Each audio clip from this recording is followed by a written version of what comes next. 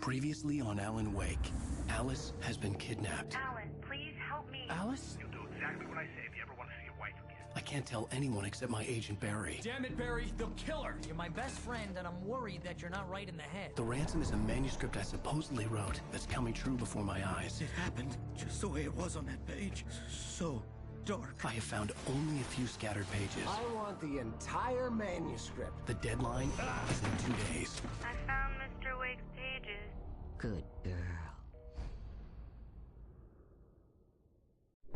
How the hell did she get her hands on the manuscript anyway? I don't know. She's resourceful. I told you you were too hard on her.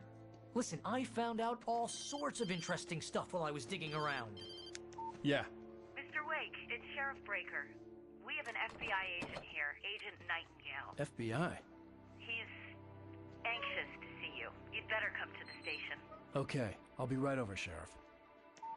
Let's make this quick, huh? Help you folks? Name's Randolph. I'm the manager. We're looking for Rose. Works as a waitress down at the diner. Rose, sure. Nice girl. Who wants to know? I'm Alan Wake. The writer, huh? I heard on the radio you were visiting. Well, I'll show you her trailer. That Rose, she's a nice girl. Always pays her rent on time. As I was saying, Al, I found all sorts of weird stuff from the local newspaper's archives. This place is crazy. Disappearances, mysterious deaths, urban legends come true, and, get this, most of this stuff takes place around Cauldron Lake. Well, you ain't wrong, mister. The Indians thought the lake was a doorway to the underworld. I'm the God-fearing type myself. I don't hold with that sort of thing. Yeah, okay. Anyway, there was an island there owned by a guy called Thomas Zane. Now, some of the articles I found about him make him out to be a famous writer, but I ran a bunch of searches, couldn't find a single thing he wrote. Zane was heavily into diving, so much so that the place came to be called Diver's Isle. But the volcano under the lake erupted in 1970, and Zane went down with the island. Yeah, how about that? It was there in the morning, as if it had fallen from the sky. But it would take a tornado to lift something like that. We're damn lucky it didn't crush any of the trailers. Come on, mister. I'll take you to Rose's trailer.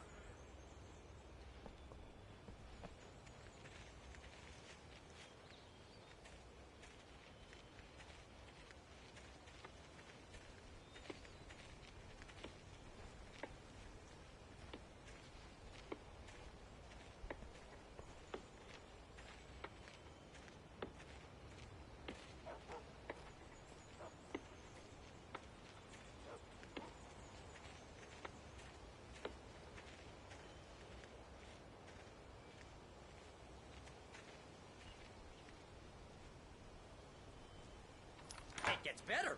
A local girl, Barbara Jagger, drowned in Cauldron Lake just a week earlier. They were lovers. Sure, Jagger's a local spook story. The Scratching Hag. Comes for you in the dark. Childish stuff like that.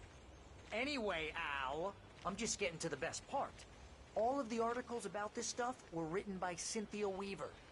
I asked around, and she's that crazy bag lady you met. What, the lamp lady? She can be a little loopy, but she's not homeless or anything. Yeah, anyway, she knew both Jagger and Zane before they both died, and she had some kind of a breakdown.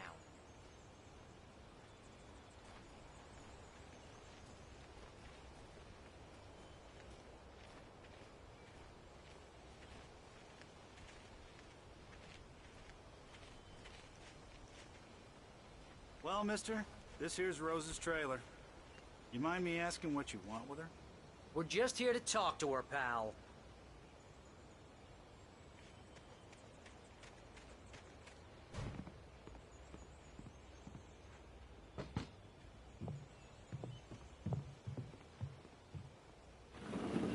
Welcome to... Oh dear, Mr. Wake. I'm so glad you're here. Rose, you have my manuscript?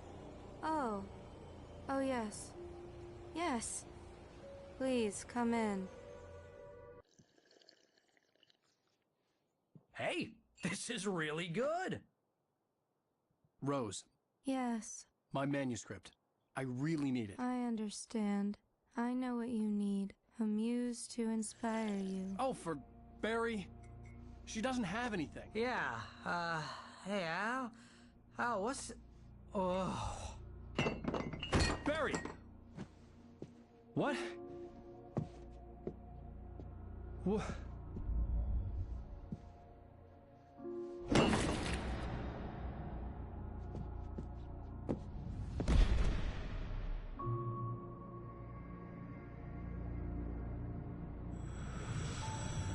It's coming for you, hiding in my barber's skin. I'm too weak to stop it. You must turn the lights on. I promised I'd come visit you and your lovely wife. You must finish what you started. I insist. You must turn the lights on. Turn the light on. Back to work, boy.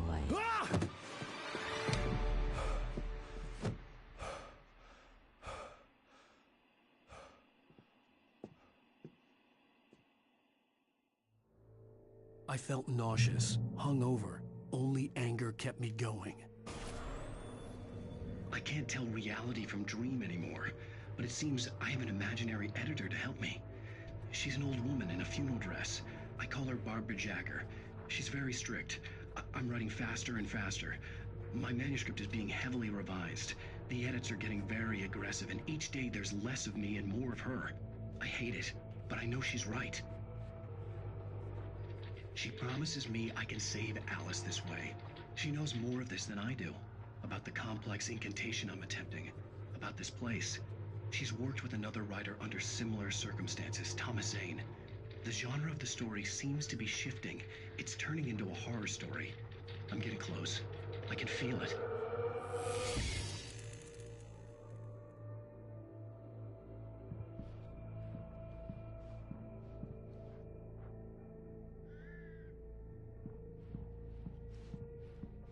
Rose took a day from me. I had less than 12 hours left to meet the kidnapper. All I could do was get Barry into the car, work something out once I got on the road. Barry was out of it. He was way too heavy to carry. You're right. I deserve more money. I'm so handsome. Welcome to the Oh Dear Diner. What can I get you today? Coffee? I couldn't work up much hate for Rose. Something had used her to get to me and left its mark. First refill is free. Milk and sugar. My gun and flashlight were gone. I'd have to find a way to get Barry into the car as quickly as possible. There was no time to waste. Mr. Randolph liked Rose. That little smile she had. How she was still sweet when life had tried so hard to make her bitter. It wasn't any of his business what she did in her trailer. But those strangers, the writer and his smart-ass sidekick, looked like trouble. And they'd been in there for hours, way past her normal bedtime. He reached for the phone and called the sheriff's station.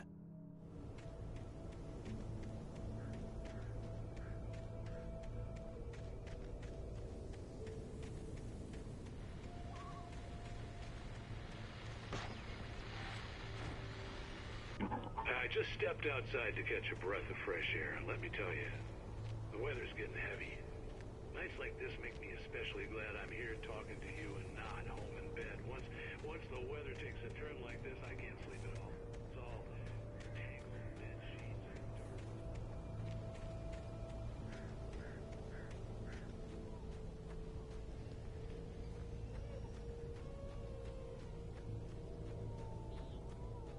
dirt. Oh, you're gonna get it now. God knows what you've done to that poor girl. This is Agent Nightingale, FBI! Get him up, Hemingway! You're under arrest! You move a muscle, I'll unload right in your goddamn face! Stay right where you are, Spillane!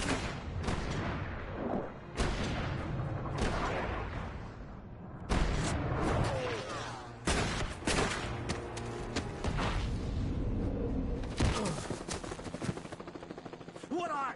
I'm standing right here, you goddamn maniac!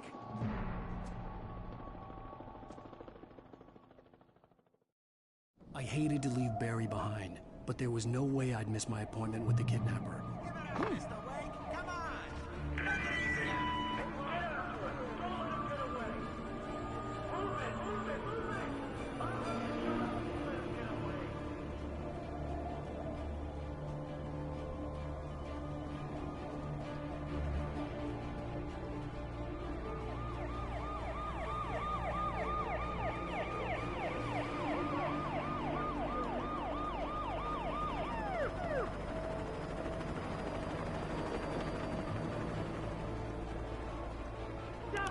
We have the suspect in sight! Okay, men. Keep your eyes peeled. He's gonna try to make it through here. Oh, damn.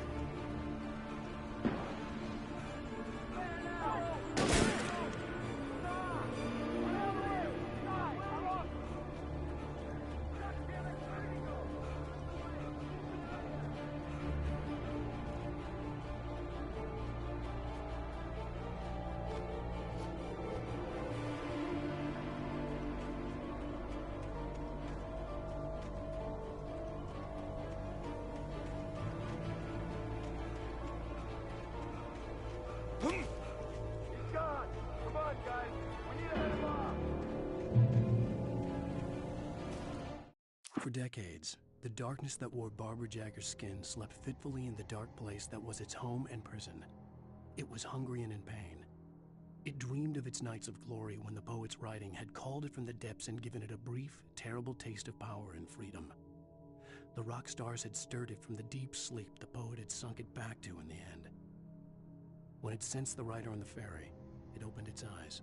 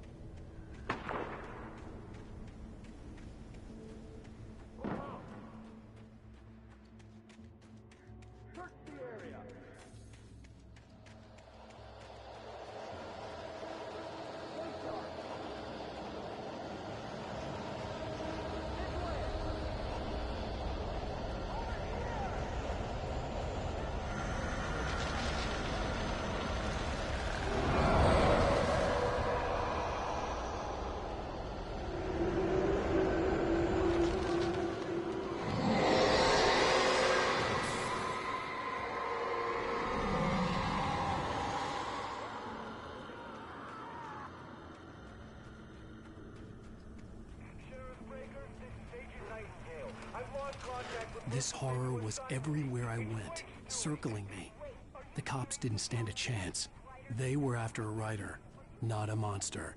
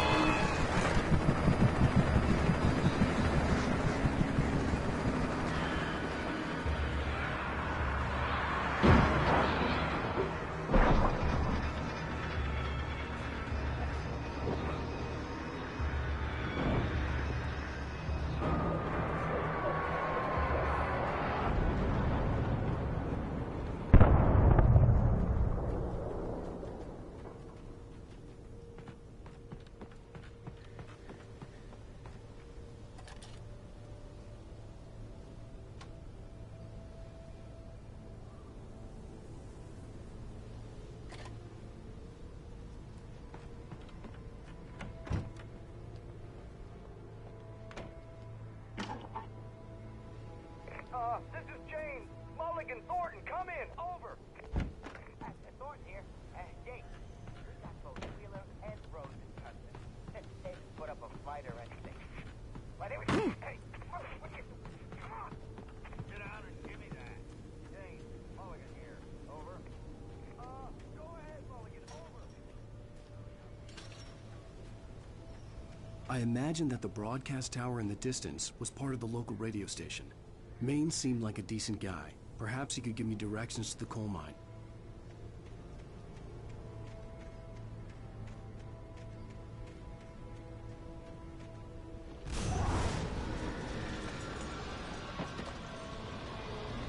Unnatural shadows clung to the gate. The darkness that was after me was trying to stop me. I wouldn't get through without a light. There was no power to the searchlight.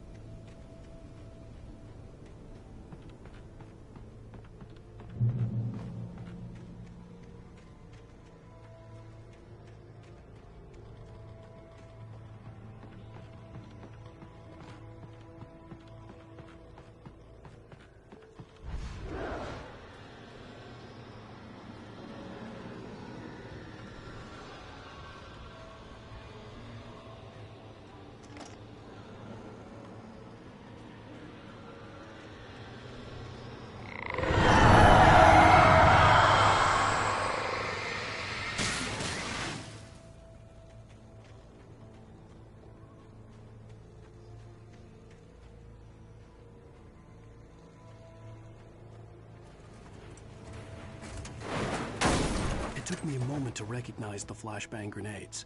They were an ideal weapon for my situation. Team 1, come in. Over.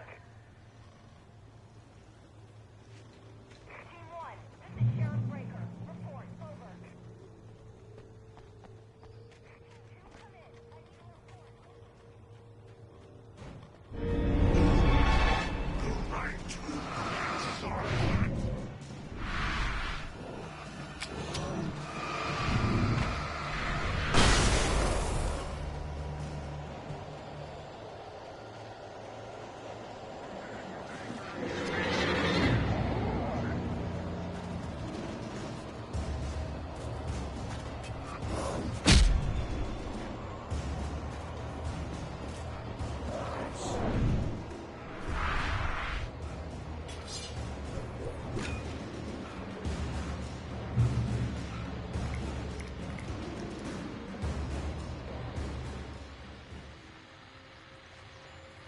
And here's another call. You're on KBF-FM with Pat Maine. It's Milt Peabody, Pat. What's on your mind, Milt? Well, I live near the trailer park, Pat, and there's a big ruckus going on over there. Oh, that's just up the road from me, too.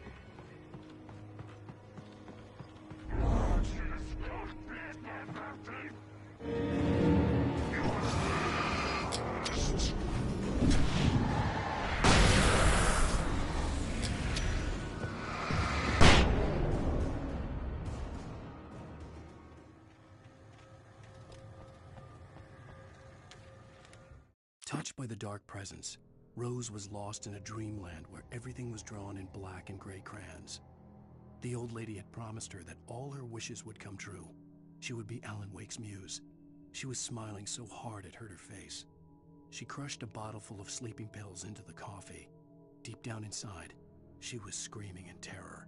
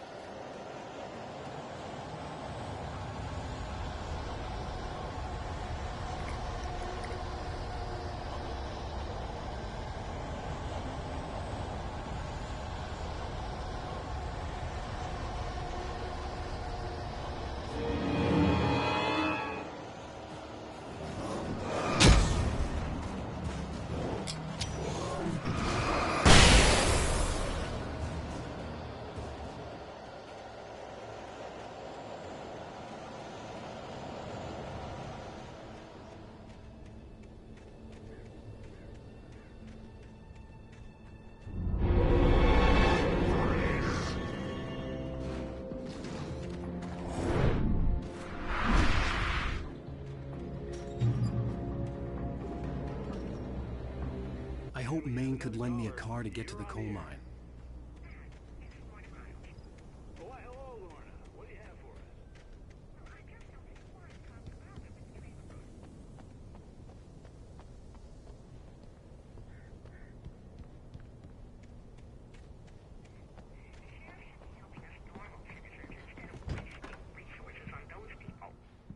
Well, let the trash sort themselves out.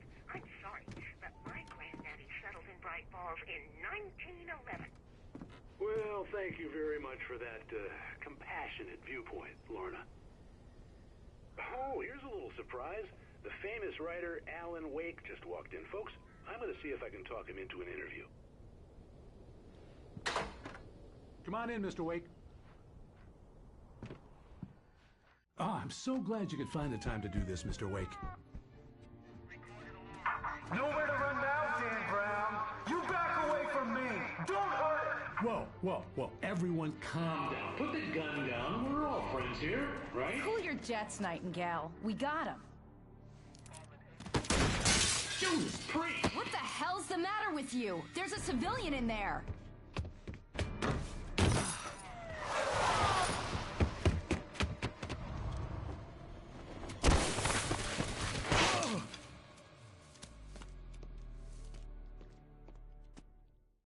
I'll get you yet, even if it kills me. You hear me?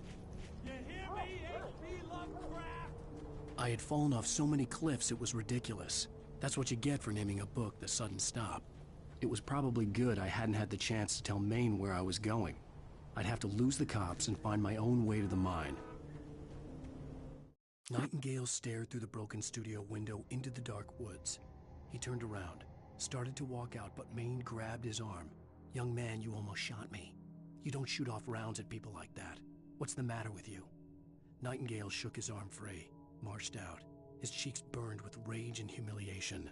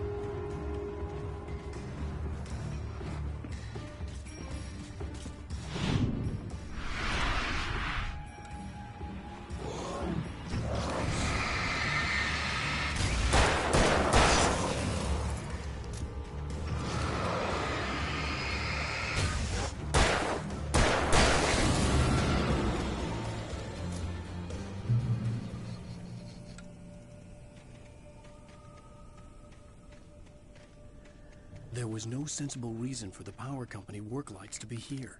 It was almost as if they'd been left for someone like me to use.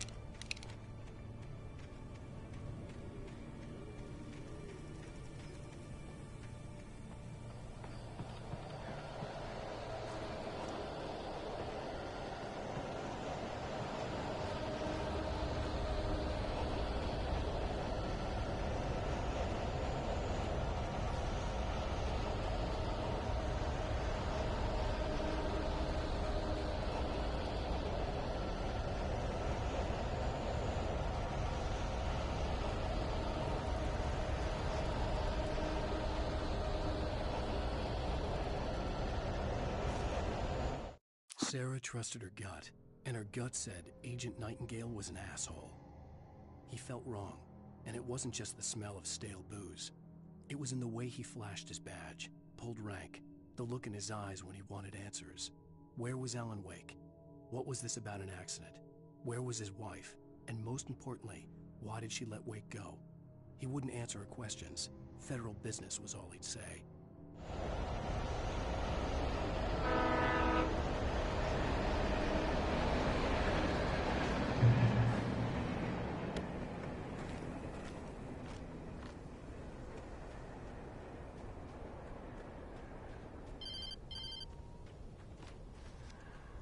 Hello? The most stubborn man I've ever met. Alice? Alice? Alan. I'm so afraid. He keeps me in the dark. Please help me. I look at you, Alan, and it's not you. Something else. Looking out from behind your eyes. Alice, I'm here. I'm so alone here. It's all gonna go to hell. You need to be careful. Cooperate. The connection had been terrible, but that wasn't the only thing that hadn't been right with the call.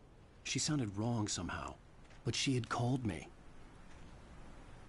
The pipe wrenched itself loose from the bridge's steel framework. Wrapped in darkness, it floated in midair, twitching. For a moment, I didn't understand what I was looking at. The heavy object lurched at me with impossible force. I threw myself out of the way, but just barely. When I turned my flashlight on it, it shook in a dark rage before it flew at me again.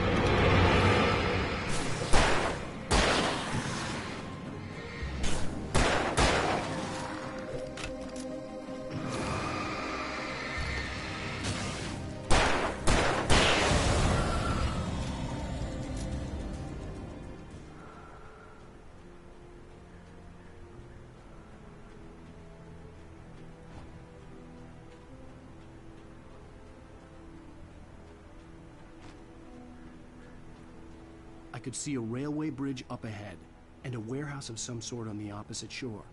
I hoped I could find a car from there.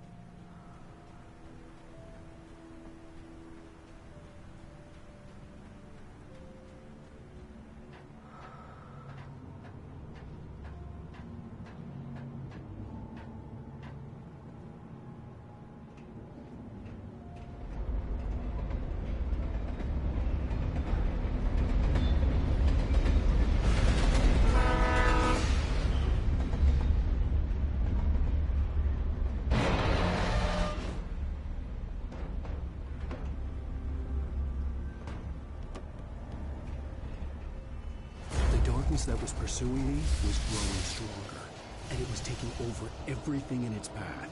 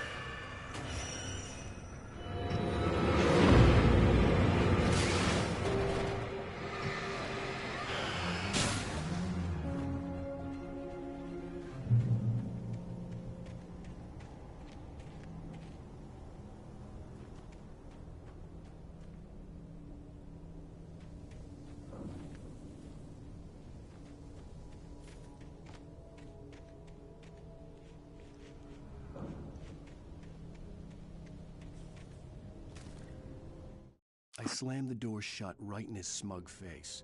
He pleaded for me to open the door. True to form, the asshole actually thought I would obey. I had no sympathy left, no guilt either, not for him. I took a moment to savor the scream. I bet I had a smile on my face. It was all that I had time for. The dark presence was inside the lodge with me.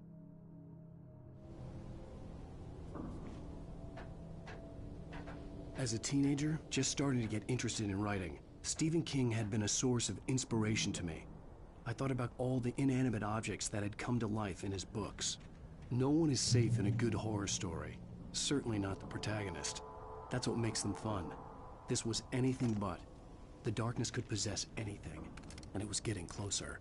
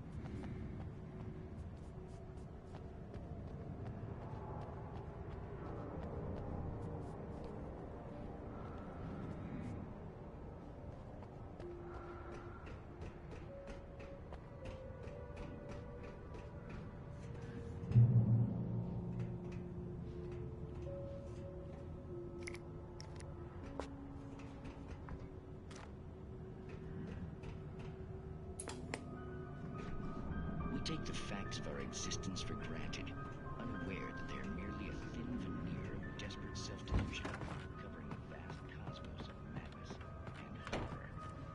All too often. The darkness surged towards me, sucking everything loose from the ground into its depths, tugging at my clothes.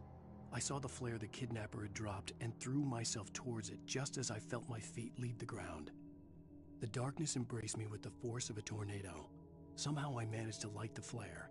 The darkness roared and cast me away. I fell toward the dark waters of the lake far below. The stars are right. In Night Spring.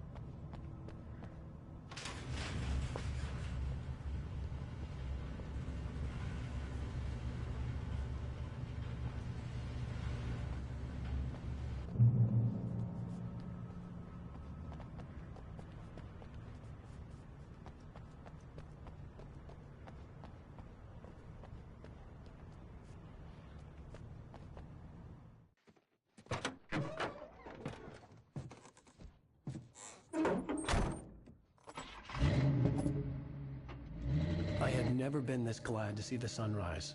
I had a couple of hours to get to the coal mine.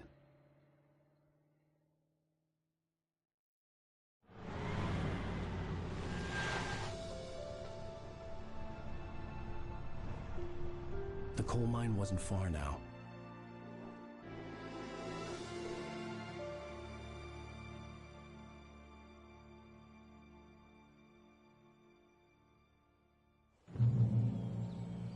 Today, I would meet the kidnapper, and he would give me Alice. I wouldn't give him any other choice. A drowning man will clutch at a straw.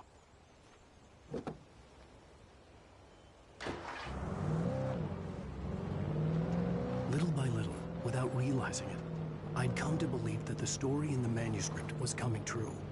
The current of its narrative had taken me deeper and deeper into dark waters. Alice had been taken from me. Barry was probably in jail. I was a fugitive from the FBI. The whole world taken over by the Dark Presence was trying to destroy me. It all felt real, but it matched a textbook case of insanity.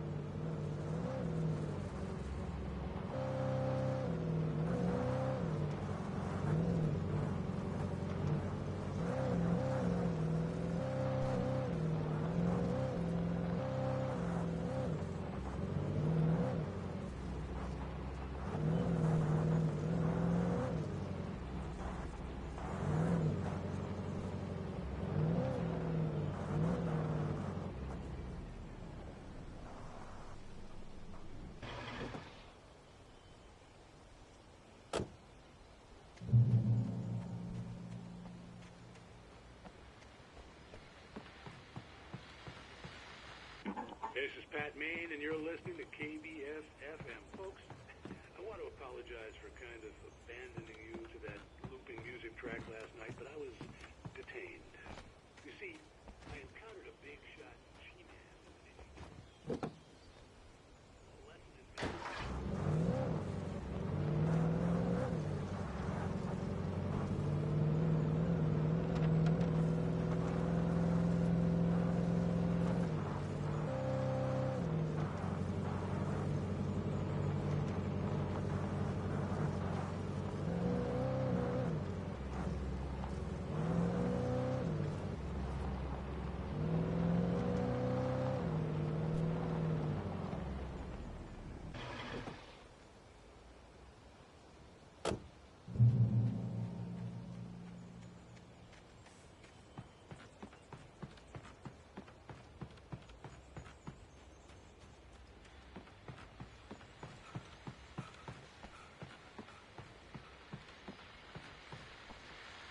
Welcome back to KBF FM.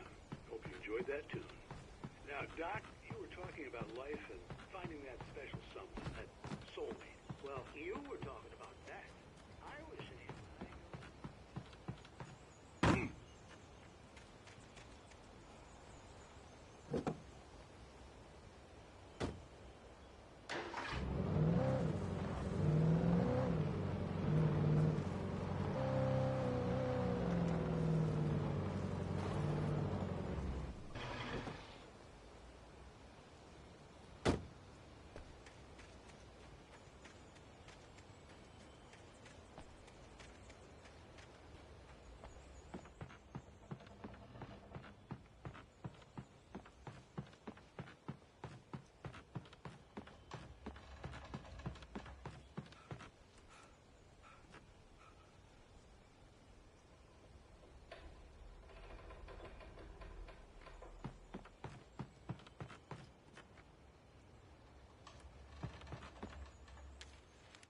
For Mott, spying on the writer on the ferry had been a disappointment. His boss had made Wake out to be something special, but Mott hadn't been impressed. He'd gotten a good long look at the wife, though, and he liked what he saw. Mott had fantasized about goading Wake into a fight, but it hadn't happened. Still, he'd get his chance to see if the writer had anything in him. He'd been promised as much.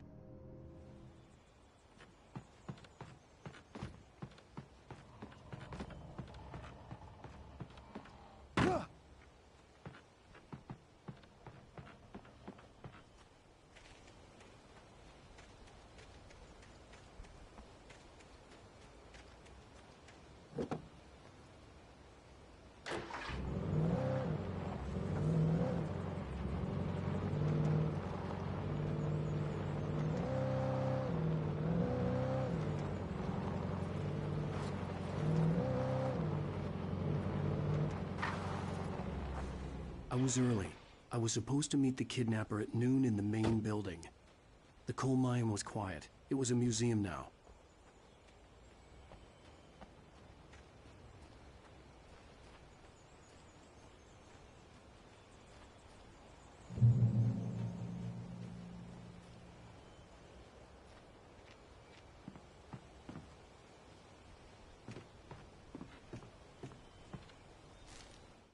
With Nightingale gone and the night wind blowing in through the broken studio window, Maine stared at Sarah.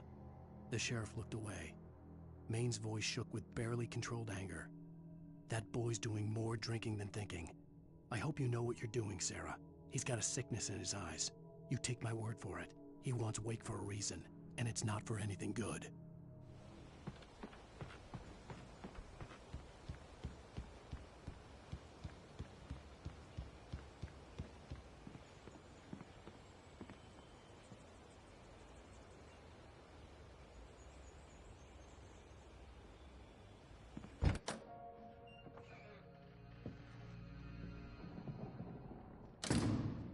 I didn't want to go outside.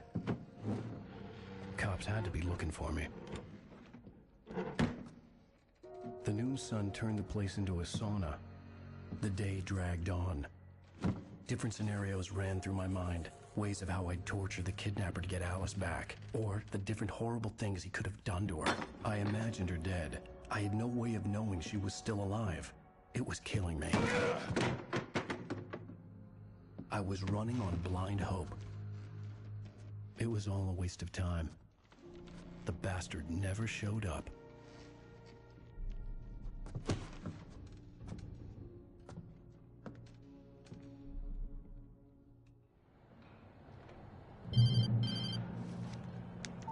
Wake! Where the hell are you? Change of plans. You know where Mirror Peak is? It's a big mountain north of where you are. You follow the path from the mine, you can't miss it. There's a lookout point there. I'll be waiting. I'm through being jerked around by you. You want to see your wife alive? Because if you do, you better watch what you say to me. Do we understand each other? I want to talk to Alice. Yeah, and I want the manuscript. Don't keep me waiting, Wake. Hello? Hello! Ah! I'm gonna kill him!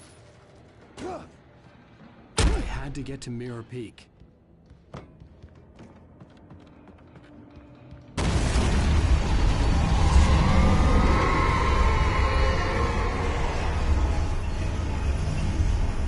It was close.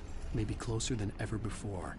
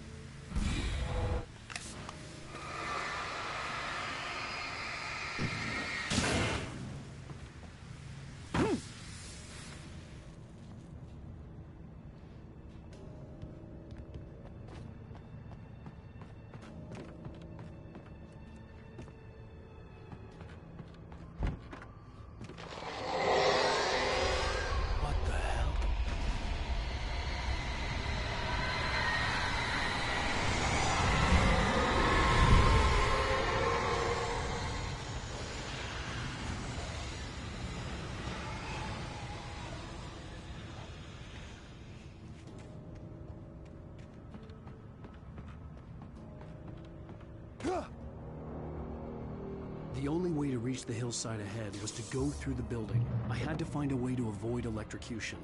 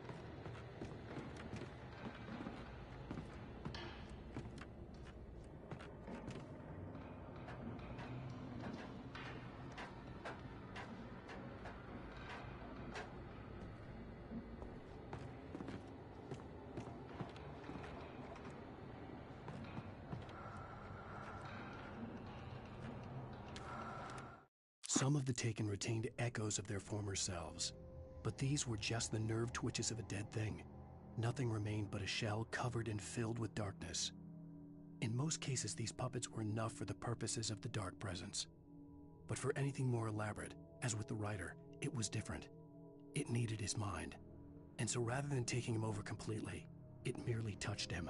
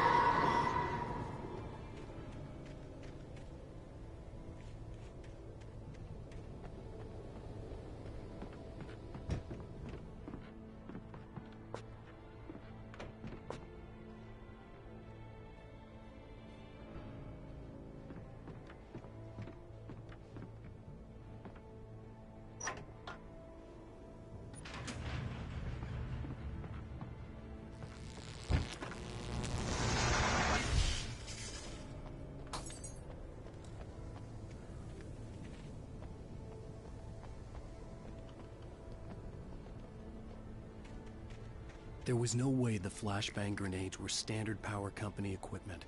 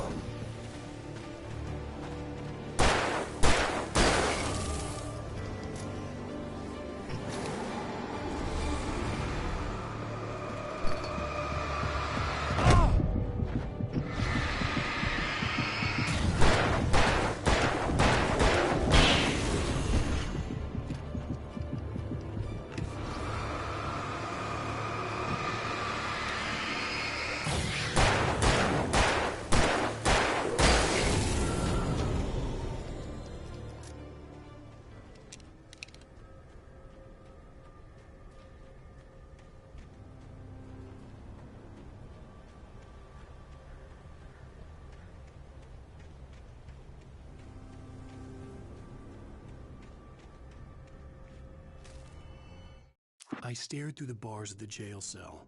Barry stood behind me, swaying on his feet, looking as ill as I felt. Agent Nightingale stood on the other side of the bars with Sheriff Breaker. Nightingale had a stack of manuscript pages in his hand. He seemed unhinged as he gloated. "Well, I've got you now, Raymond Chandler. It's all here. All the evidence, including conspiracy to murder a federal agent."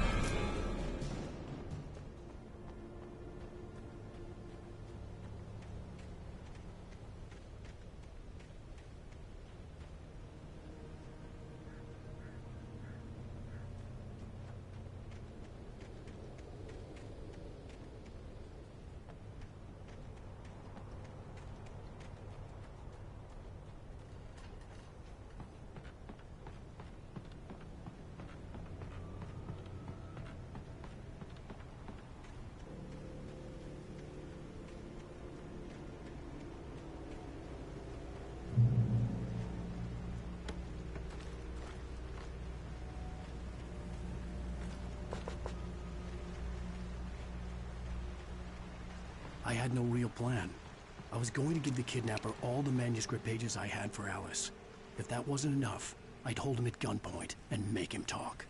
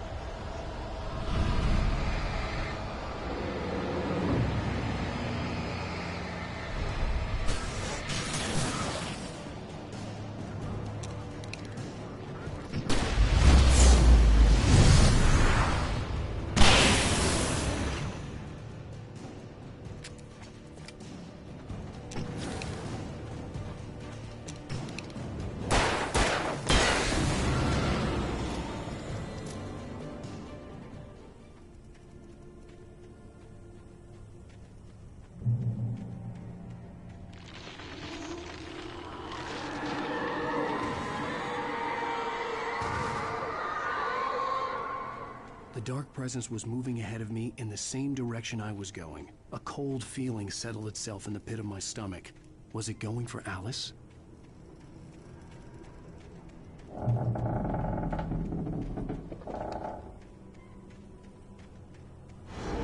The graveyard shift may cause cancer.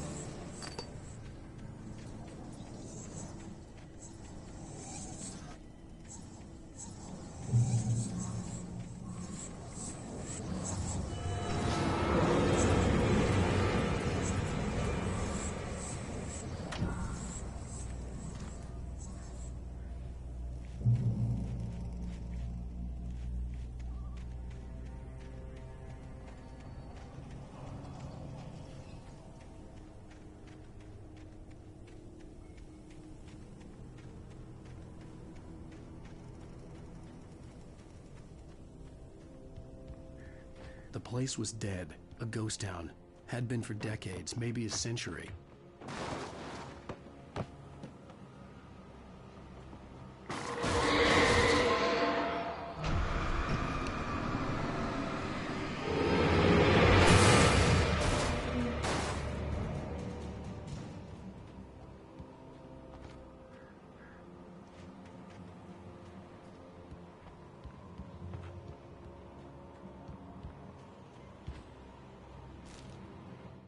Things were never as simple in real life as in fiction. I had lost count of the times I had wished there'd be a clear reason for my writer's block. Something to fight, something to lash out on. There wasn't. I was filled with doubt. I was nothing like the hero in my books. Alex Casey had gone through his life with single-minded determination, never wavering from his goal. Even now, I was angry at myself, angry at Alice, angry at Barry. I was fumbling and I had no plan.